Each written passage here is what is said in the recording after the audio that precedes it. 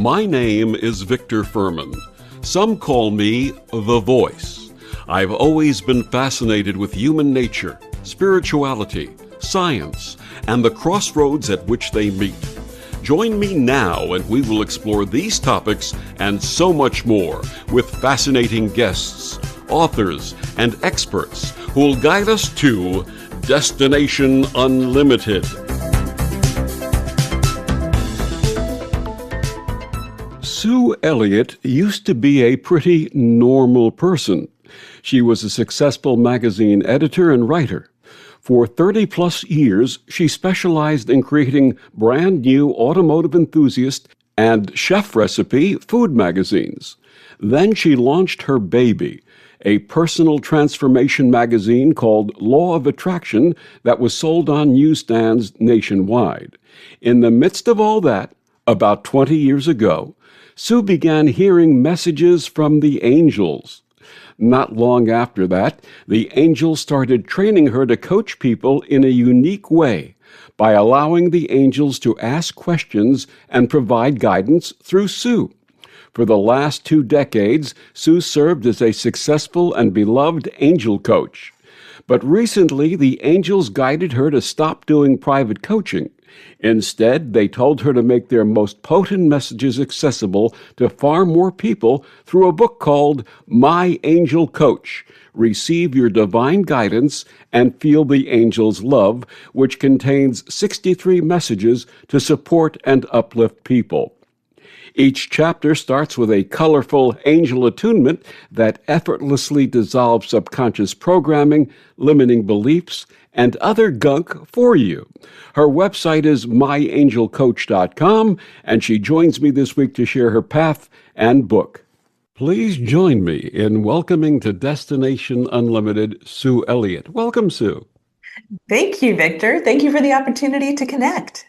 Sue, before we discuss angels and your book, there is a rumor that you are what they called in the 1980s and 90s a Valley girl. Can you talk a little Val speak for me? Like, totally. Oh, my God. And yes, I am. I'm from that valley, the San Fernando Valley in LA. And just for listeners who are not aware, how do you define a Valley girl? Oh, well, it was really more geographical than anything else. It's the northern part of Los Angeles, and it's where that Moon Unit Zappa song kicked off the whole thing. So I'm a Valley girl of that era. That song actually came out when I was in high school. Wonderful. So when we picture someone who communicates with angels, there are those who might think of someone very woo-woo, but you're kind of the opposite. Is it true that you're a recovering Ivy League intellectual? Yes, I am. I went to Cornell, graduated Phi Beta Kappa. I was all about figuring things out and being smart. And yeah, it's been quite a journey to let go of that. And it's still ongoing. I still try and process things between my ears. And then the angels remind me again and again, no, tune into your divine guidance, feel your way forward. This is the superpower. Actually, you know what? A combination of the both is not that bad, is it? It's not. So I find that the mind is very valuable. It's not like we're trying to kill the mind or shut her up all the time, but it's about giving her a different task to formulate really powerful questions or to spot patterns rather than worrying and scenario planning and, being anxious all the time. Now, I have a question. Did you really crawl around in greasy garages taking pictures of car parts? I sure did for many years. For over 20 years, I was a car magazine editor and writer, and I worked on, everything from Hot Rod Magazine, Sport Truck. I founded a magazine for the Barrett-Jackson collector car auction folks and about the TV show Overhaulin'. And I wrote a lot of tech articles. So yeah, I was wearing a t-shirt and jeans, carrying a camera, shooting how-to articles on rebuilding your first engine or swapping from drum brakes to disc brakes. And it was really fun. It's a passion industry full of people who absolutely love what they get paid to do. Besides all of those years working on car magazines, you also created celebrity chef magazines. Yes, I moved to the Napa Valley in 2007 and I started writing about restaurants and wineries. And the head of business development for the publishing company I was working with, I was always consulting for them. At this point, it was called Source, which I thought was awesome. Source published my magazines. It's so divinely perfect. But yeah, they wanted to start a series of food magazines, and we didn't have a test kitchen or a whole staff like, Cooks Illustrated or Taste of Home or some of the big magazines. So at the time, chefs were the new rock stars, and I pitched the idea of doing chef recipe magazines, and they loved it. And they sold really well. It was super fun to get to follow another passion of mine. I've got to ask, your favorite chef? Oh gosh, that's like asking your favorite child or your favorite flower. I guess if I had to pick one, it probably would be Richard Reddington. You probably haven't heard of him. The other one would be Thomas Keller. I used to live in Yountville in the Napa Valley, which some people call Thomas Kellerville because that's where the French Laundry is, and where his Bouchon Bakery is. And he's amazing. And your favorite recipe? Oh, the ironic thing, and what actually made me a good recipe editor, is I don't cook very much.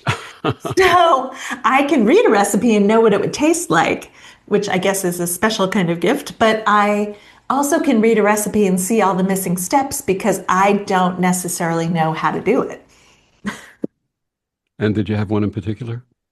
Oh gosh, a favorite. Um, so hard.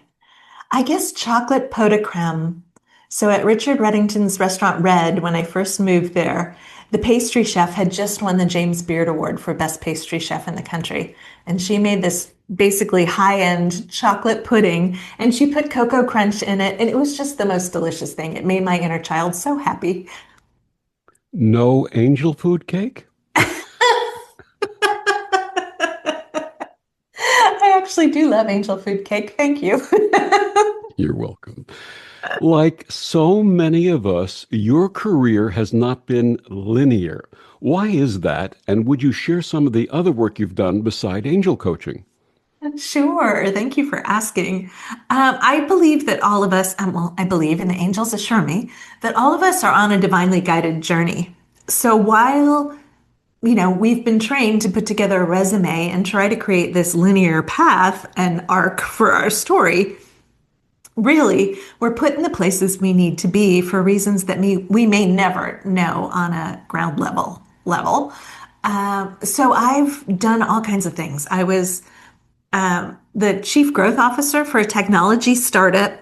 It was an education technology product, and I learned so much about software development, working with software engineers, leading a big project with lots of moving parts and pieces, communicating clearly, setting up win-win situations because we used an outside vendor to do it. And since then, I've shared a lot of what I learned with clients who are doing similar things. Over the years, I worked with quite a lot of business owners and leaders, and everything that I've done, whether it was that or helping to launch an app for people with inflammatory bowel diseases and providing all kinds of uplifting and enlightening content for them, it's all come into play in some way, shape, or form. So even though it looked like a detour at the time, the angels have been able to use everything I've done in my life, whether it was the car stuff or the food stuff or the technology stuff. It always brings some nugget, some gem for somebody, even having been in relationship with somebody with narcissistic personality disorder.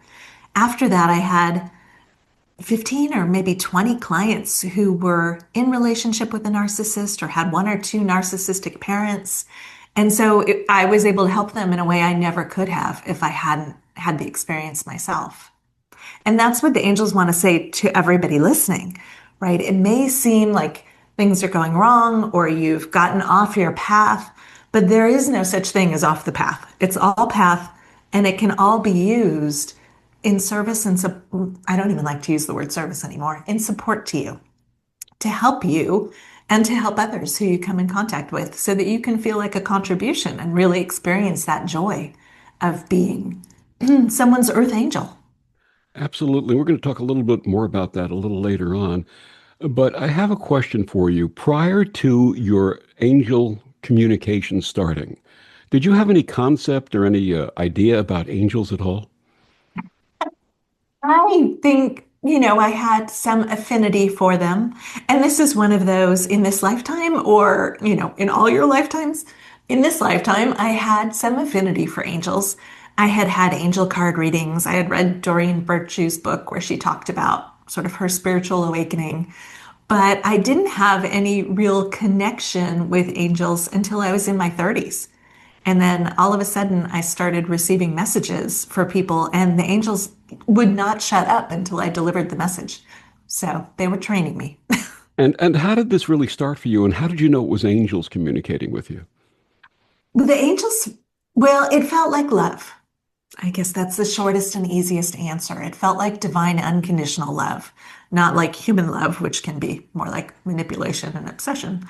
And it the messages that they asked me to deliver were the very first one was a woman had just said, I can't afford whatever it was she was talking about. And the angels insisted that I stop her and ask her to never use that phrase, I can't afford again. They wanted her to experience abundance consciousness, and they wanted to make that one little shift in her worldview and languaging. Because words are so important. The story we tell ourselves makes such a difference in how we experience reality. And how do you hear the voices? I hear them in my head, but they sound just like regular voices. Sometimes they show me pictures or little movie clips, but mostly they share a question to ask or a story to share. And oftentimes they'll give me a question and I'll argue with them in my mind, right? Because I'm like, why would I ask that weird question? And it always turns out to be the divinely perfect question. I don't know why I keep asking, arguing with them, but they'll ask me, have me ask some question about golf. And then the person will say, well, my dad always used to say that. I'm like, of course it was the perfect question. Wonderful. You call the work you do angel coaching. What is angel coaching? How does that differ from traditional coaching? And also, you've shared that one story. Share another story about how it made a difference in someone's life. Oh, well, I call it angel coaching. Actually, one of my clients named it that. For years, I struggled to describe what I do because it's this combination of personal and business coaching and energy healing, whatever the angels inspire me to do, and delivering guidance from the angels. And one day, one of my clients said, I tell people you're my angel coach. I was like, aha, that's a perfect way to describe it. And ever since then, I've been calling it angel coaching. And my brand has been my angel coach. And people lean in when I say that, as opposed to when I struggle to describe what I do and they kind of glaze over. And it's helped people in a lot of different ways. The biggest thing has been dissolving subconscious programming and limiting beliefs. So we're swimming in this energy soup here on this planet that's full of programming that is very disempowering, right? It pulls us out of our center. It pulls us out of the truth of who we are. And it starts even before we're born when we're in utero and we're exposed to all of this. And the angels are incredibly good at going in and dissolving that. So it might be limiting beliefs that your family had around money, or it might be things that happened that affected you, like, why can't you be more like your sister? Or, you need to be nice or polite or show up a certain way. We get all of these things, especially the things that happen in the first 7 years of our lives before we have any sort of filters, we just take them in as the rules to operate by. They become like the software program in our system.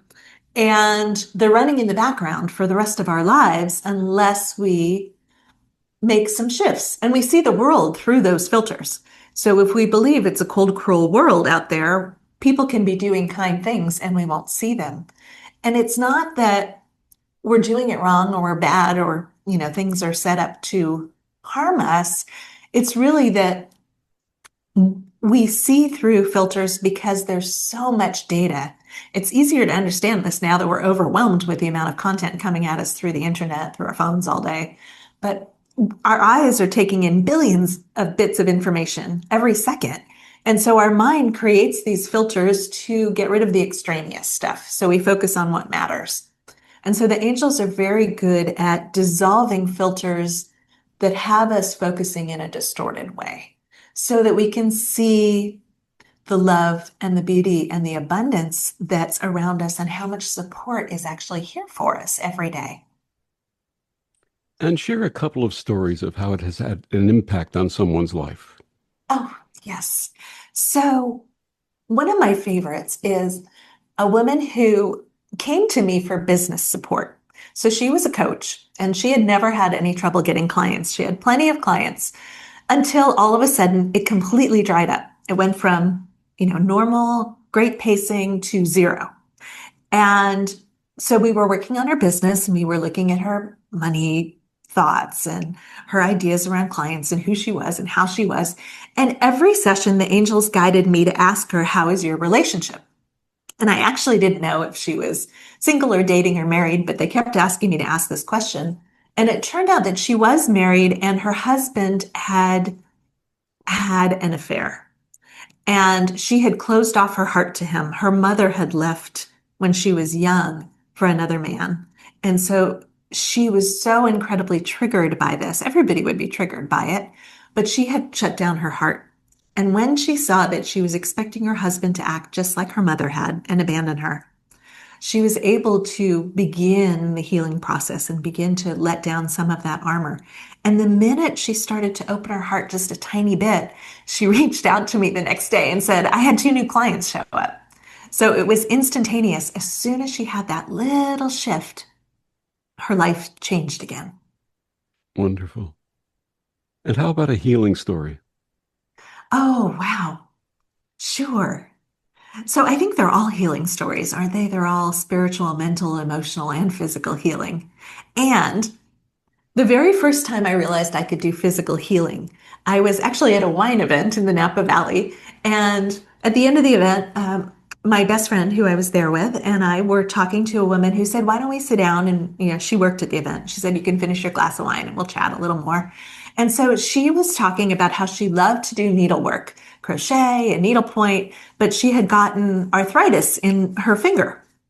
And so as she was talking to us, she was facing toward my friend, and I just felt guided to begin stroking her hand very gently. I was petting her like she was a kitty. And all of a sudden, the finger that had been shaped like a C straightened out. I felt a little kunk, and it just straightened out perfectly like all her other fingers. And my friend noticed, but the woman who was talking about how she couldn't do all the things she loved didn't notice. And then, I stopped doing it and pretty soon it went back to the way it had been. And my friend and I walked out to the parking lot and she said, what was that? And I was like, well, I just learned 2 things. One, I can apparently heal people by touching them. And two, if they're not ready to receive it, they won't. Absolutely. Yeah, that's a true story that people have to be ready to accept something before they will, regardless of the type of formality, whether it be healing, whether it be advice of some kind, that someone has to be willing to receive it. Yes. And I'm sure you've seen this before too. Sometimes things aren't intended by the divine to be healed. They're something we've chosen for our life journey. They're a vital part of the process. For some reason, in that moment in time, that thing is not meant to be healed. And so no matter how hard we work at it, it's not going to go away. So there's a bit of a surrender and trust that we're asked to bring to the healing journey as well. Absolutely. What inspired you to write your book, My Angel Coach? I actually am mostly retired from coaching now. I work with a few of the clients I've had for a long time, but it was time. It's so weird to say. I am 61 now. It feels just strange to me because I feel like I'm in my 30s. But I decided I had done the coaching for almost 20 years and it was feeling like time for something different. And I had been a writer for most of my career. So the angels guided me to put all of our most powerful processes and practices into a book so that people wouldn't need me to be their coach anymore, but they could have this available 24/7. So it's it's a very powerful book. The angels have done a lot of attunement work. Every chapter starts with an angel attunement that's a combination of words and picture. And the angels like to joke that you could put the book under your pillow and it would do the same work as if you read it, but I think it's more fun to read it. But the purpose really was to put myself out of a job in a way. Mm. And what type of impact would you like it to have on your readers? I would love for them to really feel loved and supported on their journey, to feel the possibilities, the infinite possibilities, to experience the surprise and delight that angels love to bring into our lives, and to experience more of that peace and ease and grace and connection with the divine, connection with others that is so possible now on the journey. So much has changed on our planet that makes it easier and easier for us to live a life that feels like it's magical, filled with magic and miracles. Absolutely. My guest is Sue Elliott. Her book, My Angel Coach, Receive Your Divine Guidance and Feel the Angel's Love. Sue, please share with our listeners where they can get your book and find out more about you and your wonderful work. They can find out about me on myangelcoach.com, and you'll find links to get the book there as well. It's available directly from our publisher, BookBaby, and of course on Amazon and as an ebook, pretty much everywhere ebooks are sold. And I understand you also have a free gift for our listeners? I do. The angels and I created an audio called Soothing Energy from the Angels. It's just a few minutes, and the angels would love to encourage you to receive their loving support. It's great before you go into an important meeting or a family dinner or anytime you just want a little angel tune-up. Wonderful. We'll be back with more of Sue and My Angel Coach after these words on the Om Times Radio Network. The best of the holistic, spiritual, and conscious world. Om Times Radio. IOM FM. Om Times Magazine is one of the leading online content providers of positivity, wellness, and personal empowerment. A philanthropic organization, their net proceeds are funneled to support worldwide charity initiatives via Humanity Healing International. Through their commitment to creating community and providing conscious content, they aspire to uplift humanity on a global scale. Om Times, co-creating a more conscious lifestyle. Imagine yourself being transported to India, to the banks of the Ganga and an ashram in Rishikesh. Visualize that you are welcome to satsang with an American sannyasi who shares the wisdom of her guru. Your visualization has manifested. Join Sattvi Bhagawati Saraswati for inspiration and transformation every Thursday at 11 a.m. Eastern on Om Times Radio. Hey, Dad, your prescription will be ready in just a minute. Hey, Dad, your laundry will be ready in just a minute. Dad, your lunch will be ready in just a minute. Hey, honey, why don't you take a minute? When you help care for a loved one, you give them as much time as you can, making sure they're safe and comfortable. But it's just as important that you take some time for yourself. At AARP, we can help with information and useful tips on how you can maintain a healthy life balance, care for your own physical and mental well-being, and manage the challenges of caring for a loved one. Because the better care you take of yourself, the better care you can provide for your loved one. Thanks, Dad. Thank you. You're there for them. We're here for you. Find free care guides to support you and your loved one at aarp.org/caregiving. That's aarp.org/caregiving. A public service announcement brought to you by AARP and the Ad Council. Back on Destination Unlimited, my guest this week is Sue Elliott. Her book, My Angel Coach, Receive Your Divine Guidance and Feel the Angel's Love. Sue, the book has lots of short chapters with simple practices. Would you share one of those practices with us, please? Absolutely. One of my favorite super instant resets is to close your eyes and take 3 deep breaths. You were probably expecting something a lot more complicated, but the angels want to say it's the perfect reset when we're feeling stressed, when we're feeling triggered. It actually works to reset our nervous systems. So when you're running from the saber-toothed tiger, you cannot close your eyes and take 3 deep breaths. So on a deep primal level, your body knows when you close your eyes and take 3 deep breaths, it's a false alarm. And so that stress that we're all experiencing, that's sending cortisol through our veins, all the stress hormones, that makes it hard for us to digest, that makes it hard for us to sleep at night. We have the power to reset that by stopping and closing our eyes and taking 3 deep breaths. And when we're feeling really triggered, the angels want us to set a timer, right? Do it every 20 minutes, do it every 5 minutes, do it every hour on the hour, whatever works for you. But it's so foundational to our well-being and free, right? Anybody can do it. You can do it in a meeting. Nobody will give you a hard time if you close your eyes and take 3 deep breaths. So the angels really want us to integrate that more and more into our daily lives. And you have 63 of these in your book. And I'm just wondering why 63? Was there a reason for that number in particular? And also give us a couple of more examples. Okay, well, I would have loved for it to be an angel number like 111, but no. It worked out to be 63 as we dove into it and made sure that each chapter was really a wonderful standalone gem. It feels so uncomfortable to say that about something I wrote. Isn't that interesting? So there's a very large portion of the book dedicated to receiving your own divine guidance. And my favorite example of a practice for that is yummy or yucky. So if you've ever fed a toddler, you know that if you put something they think is yucky in their mouth, it comes right back out. It is visceral. It's hardwired into your physical body. You cannot override that with belief systems, filters that you see reality through.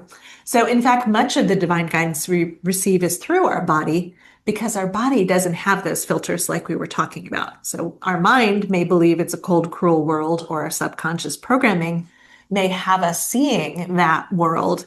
But if something feels yucky to you, that is absolutely your divine guidance saying no, thank you, or ew, gross.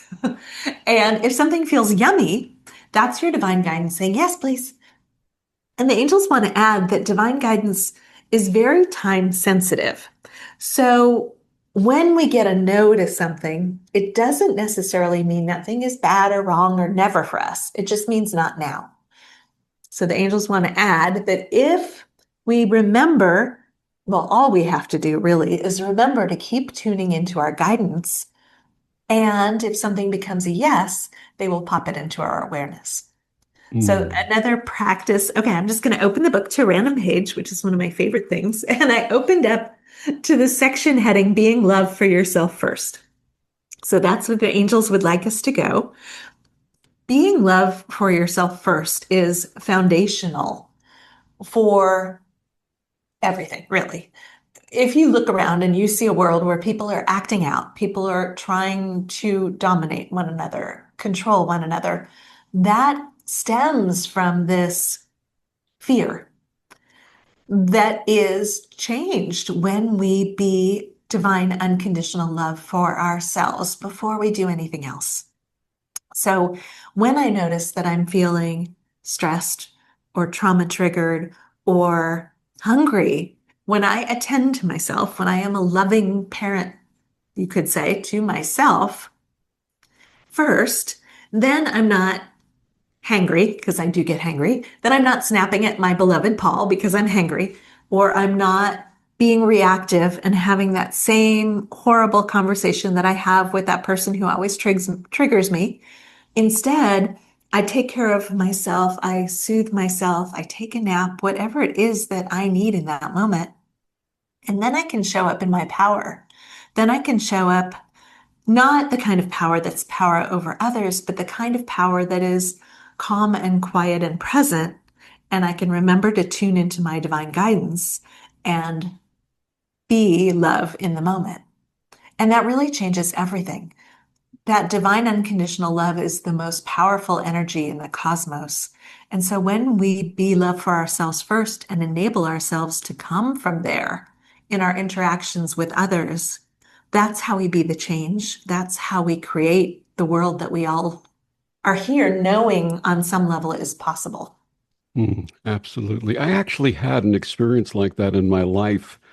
As a child, I never felt loved by my father. until he became ill when I was 8 years old, and I became part of his caretaking team with my mother. And it sort of wired in my young mind that if you take care of others, you will be loved. And of course, that's not a bad thing, but sometimes in life, you start taking care of everybody else and you neglect yourself and you forget to love yourself in that process. And in my 50s, I had an awakening, and it resulted in a poem called The Healing Power of No. May I share that with you? Please. A time comes for choosing rather than losing the essence that makes us so. And in the bestowing, there's power in knowing the freedom that comes with no. When said with compassion, not angry in fashion, and letting the self-love flow, there's a sense of renewing and deep soul imbuing the awareness that comes with no.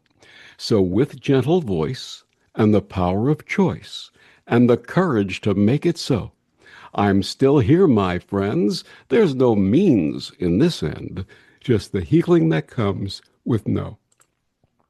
Oh, you just gave me a wave of goosebumps. That's beautiful. Thank you. But that's so important that we And so, recognize, yeah, and so hard and so very hard. Absolutely. yes. A lot of experts who write a book share story after story about how they've helped their clients, maybe because they're trying to get more clients.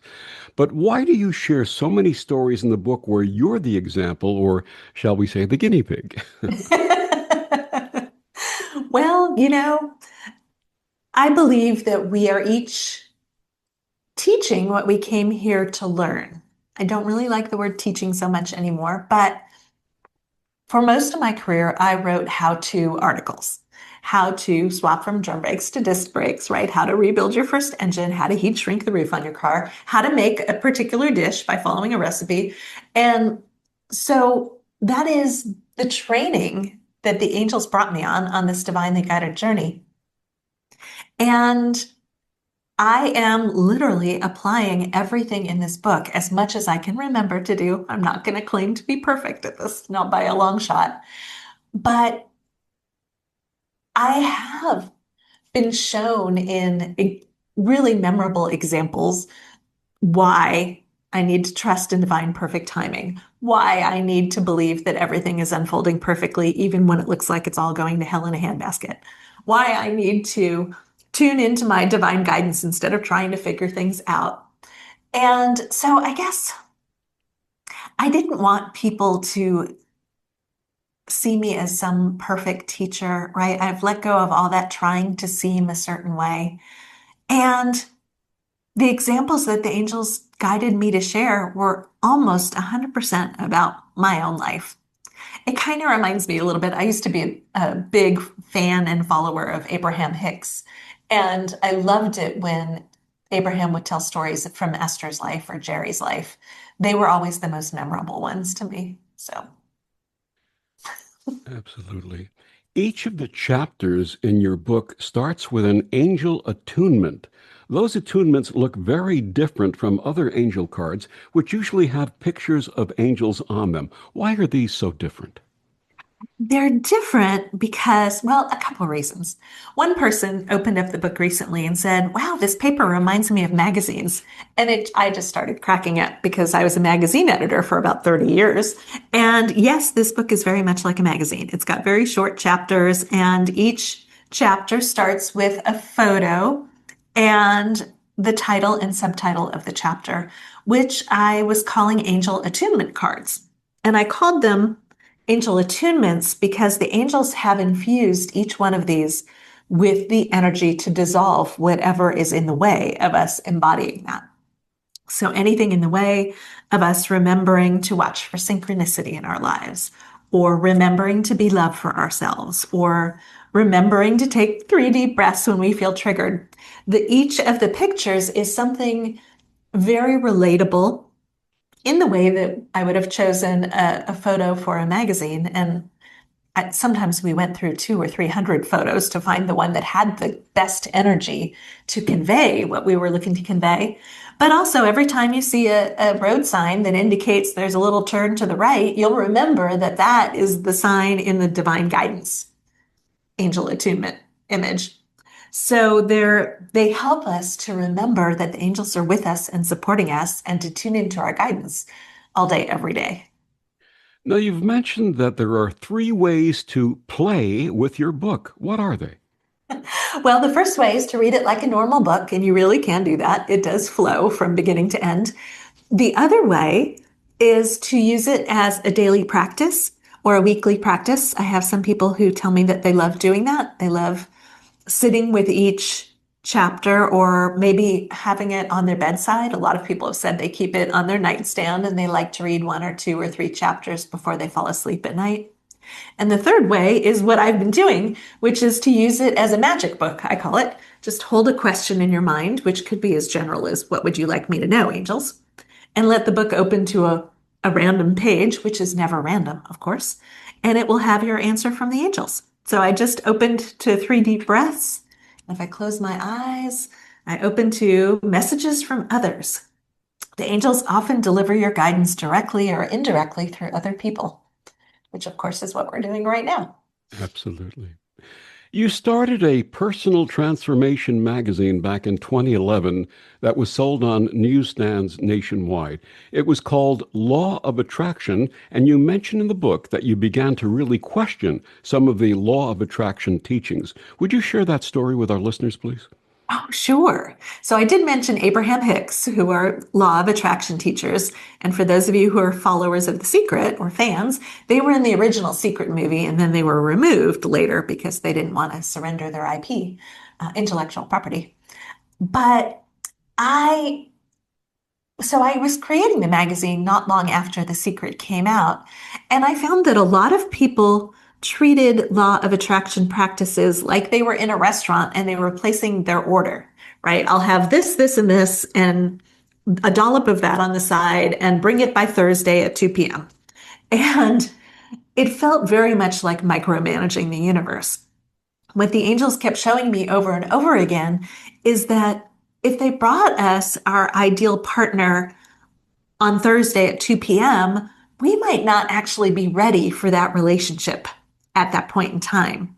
We were being led on this divinely guided journey of evolving and becoming ready for whatever was next, right? So it may be that I need to open my heart because I've armored up over the years. It may be that I need to learn how to speak up, find my voice again, be able to have hard conversations before I'm ready to be in that relationship with my ideal partner for now. Well, and that's the thing, really, right? My ideal partner for now is that next person the angels bring to me to help me evolve and become and shed gunk and figure out that that was what my parents wanted for me, not what I really want for myself. And, all the things that we learn along this beautiful journey of self-seeing and self-expressing and becoming our true, amazing, beautiful, magnificent selves in physical form. I remember a product called gunk years ago having to do with automotive repair. What does it mean? What does it mean when you share the angels are helping to dissolve your gunk? I love the word gunk because it's such a technical term. So by gunk, we mean limiting beliefs.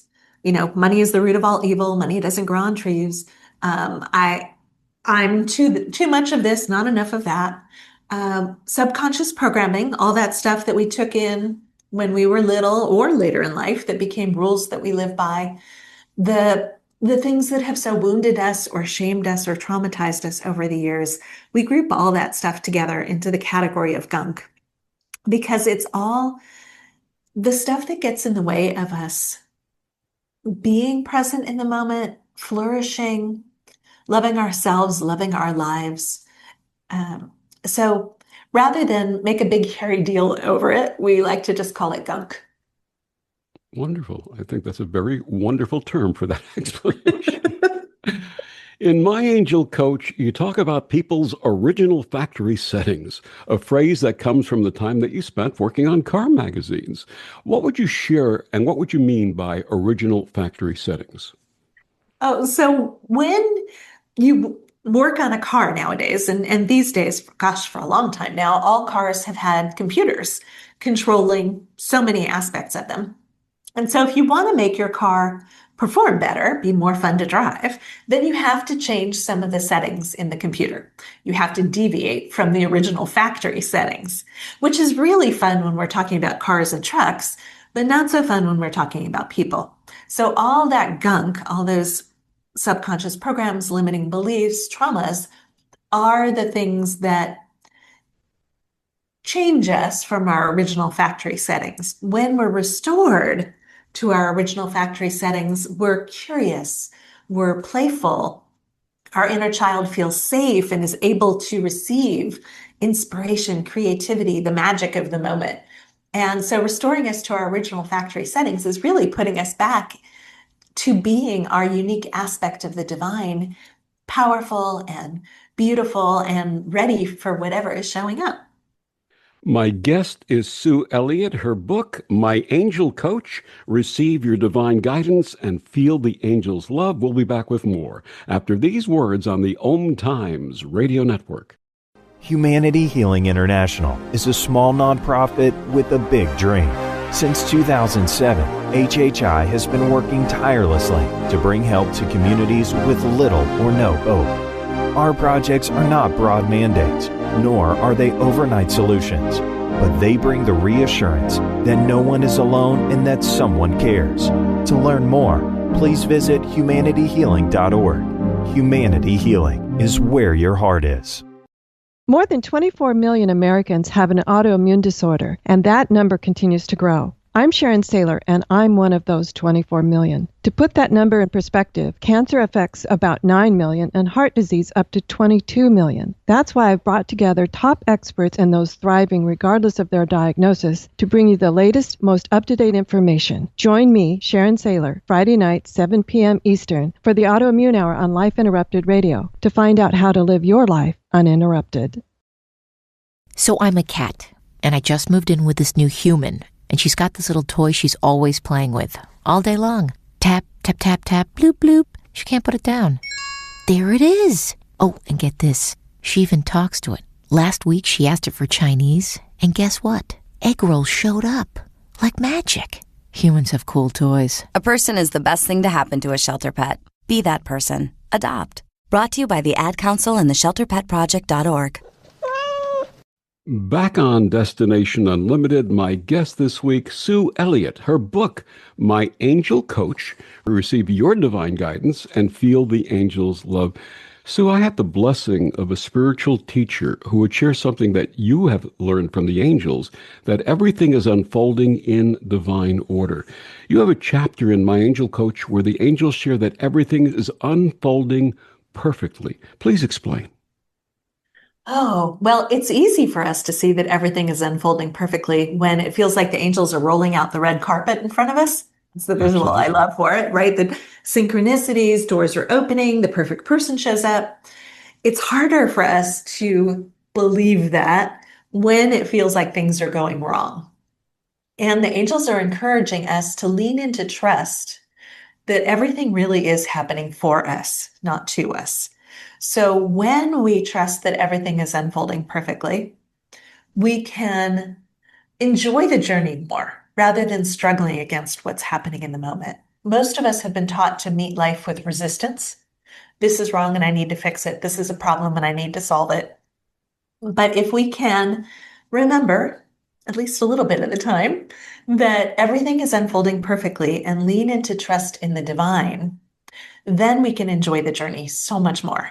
This is, believe me, this is my learning edge right now. It's not a done deal in my life yet, but it's so valuable.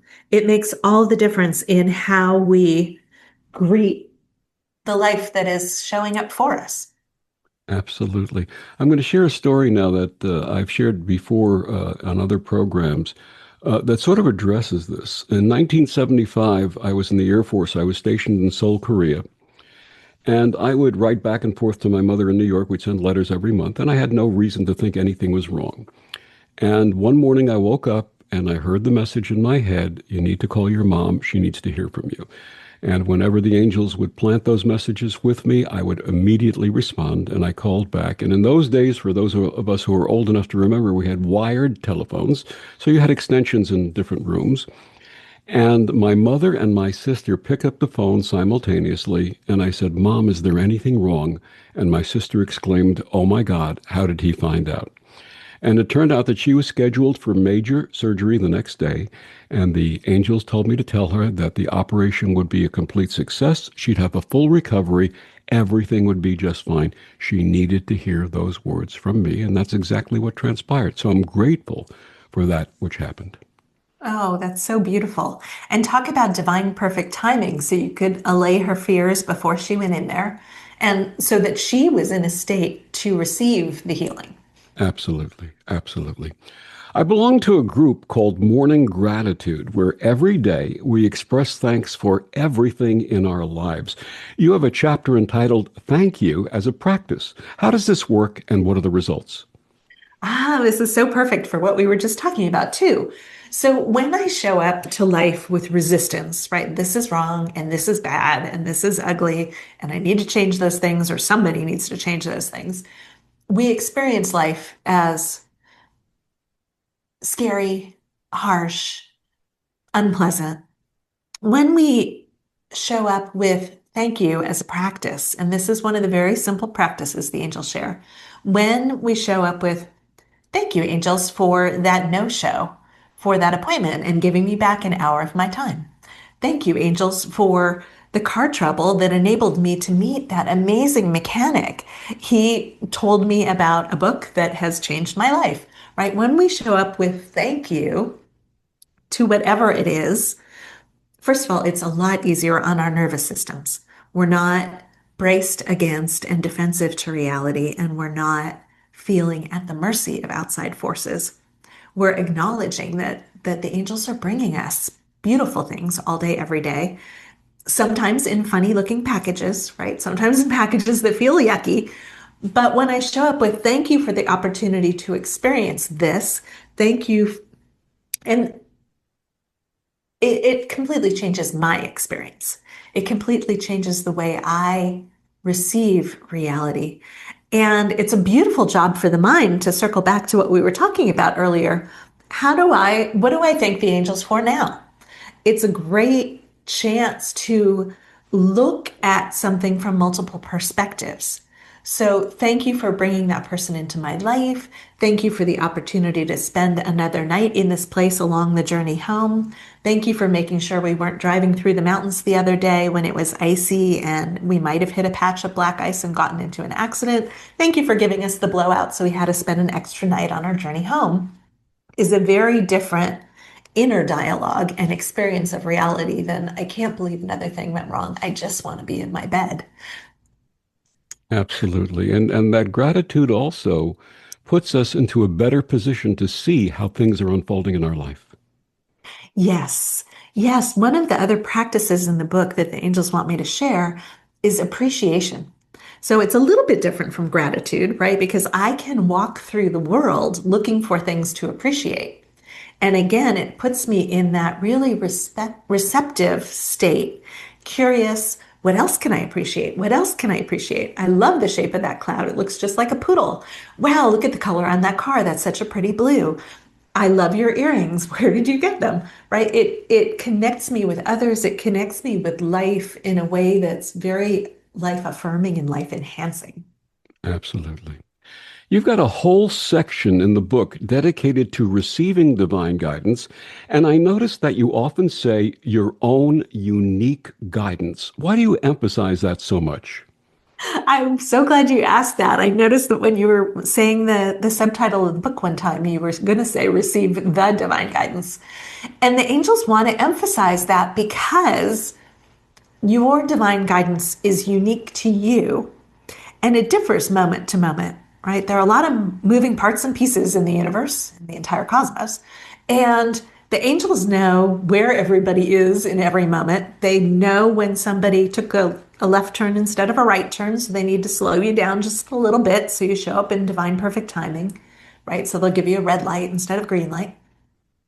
And your divine guidance takes into account how you're feeling in that moment, what you were wondering about in that moment. It is completely custom tailored to where you are on your journey. That's the potency of remembering to tune into our guidance every time we're about to do another task, every time we, you know, start to feel a little bit uncomfortable, when we remember to ask angels, is there something for me to do or say right now? Or, where would you have me go? What would you have me do? Whatever it is that we're asking, we will get the perfect guidance for us in that precise moment. A lot of spiritual teachers tell people to be positive and pivot whenever they're feeling negative emotions. You and the angel share a very different approach to emotions. Please tell us about that. This is another way that the book and what we shared with clients over the years differed from law of attraction, right? So the way I used to teach law of attraction was if you feel joyful, you're going to attract more things to feel joyful about and see joyful people all around you. And if you feel angry, you're going to attract more things to feel angry about and see angry people all around you. And that is true. And there's something not very self-loving about not acknowledging how we feel in the moment. So the angels have been asking us to be love for ourselves by treating our emotions as messengers. So each emotion shows up with a message. And, if we're trying to pivot away, we're basically shooting the messenger. So the idea is to talk to your emotions, kind of like the movie Inside Out, where the little girl had sadness and grief and disgust and joy in her head. And each emotion had a very different personality and it looked different and stayed in character. If we can picture our emotions as those cute little cartoon characters or whatever you want to picture them as, they could be animals, whatever works for you. And we say, hello, jealousy, I'm feeling you. What do you want me to know? Jealousy will deliver her message. I'm looking at my LinkedIn feed and there are people out there doing big, important things. And I want to do big, important things too. And I can say, yes, jealousy, thank you for the reminder. We actually are doing big, important things. Let's acknowledge the things that we've been doing. I really appreciate your valuable message. I love you, jealousy. Jealousy feels seen and heard and loved. She's an aspect of me, right? And she can go back to, playing in the sandbox with all the other emotions until they have a message to deliver. But if I keep trying to push jealousy down or push anxiety down, not feel whatever it is, it keeps popping back up because it has a message to deliver. So it's going to keep trying to deliver its message until we acknowledge it and receive it and be love to that aspect of ourselves. How do we differentiate the angel's voices from our ego's voice? I love this question. We have a lot of voices in our heads, right? Some of them are mom's voice, and some of them are that mean teacher in 7th grade. And some of them are different aspects of ourselves who are chiming in with peanut gallery commentary. Not that they're bad or wrong. They all have an emotion, a different energetic flavor to them. So some of them feel scary, and some of them feel critical, and some of them feel almost manic. And that's not bad or wrong, but the angel's messages feel surprisingly neutral, right? There's a part of me that wants them to feel positive, but really I have found over the hundreds of thousands or millions of messages I've received from the angels that they have this kind of neutrality. And oftentimes, whatever the message is, my inner 8-year-old goes, duh, of course. And so the angels and I have called that of courseness. Angel guidance, divine guidance has an of courseness to it. It has this profound, oh, right. Okay. And I tend to feel relief or hope or curiosity or something after I receive the message. So it's a very different kind of energy. What would you like your readers to take away from My Angel Coach? I would love, the very last chapter in the book is called Inner Harmony. And I would love for people to focus first and foremost on inner harmony. So when I notice inner disharmony, whatever flavor it is, anxiety, fear, hunger, having to go to the bathroom and sitting here and trying to finish whatever task I was doing instead of letting myself go to the bathroom. When I notice that and I attend to myself using one of the practices or processes, right? Taking 3 deep breaths, whatever it may be, then the way I show up in the world is centered, present, able to receive my guidance. And when everybody does that, that creates this beautiful world where people aren't lashing out at each other. People aren't trying to control one another. We are all able to be our beautiful, amazing, powerful selves. And that is the world that I know is possible. That is the world that we each can live in as soon as today. We don't have to go out there and fix all the things that are broken. We can co-create moment by moment, interaction by interaction, a really beautiful world. Wonderful wisdom of my guest, Sue Elliott. Her book, My Angel Coach, Receive Your Divine Guidance and Feel the Angel's Love. Sue, one more time, please share with our listeners where they can get your book and find out more about you and your wonderful work. Oh, thank you. You can find out about me on myangelcoach.com. You can receive your gift, Soothing Energy from the Angels, at myangelcoach.com/soothing-energy. And you can find the book on the website, on Amazon, on BookBaby, and every place ebooks are available. Sue, thank you so much for joining us today and sharing these wonderful messages. Thank you for inviting me, Victor. And thank you for joining us on Destination Unlimited. I'm Victor, the Voice Furman. Have a wonderful week.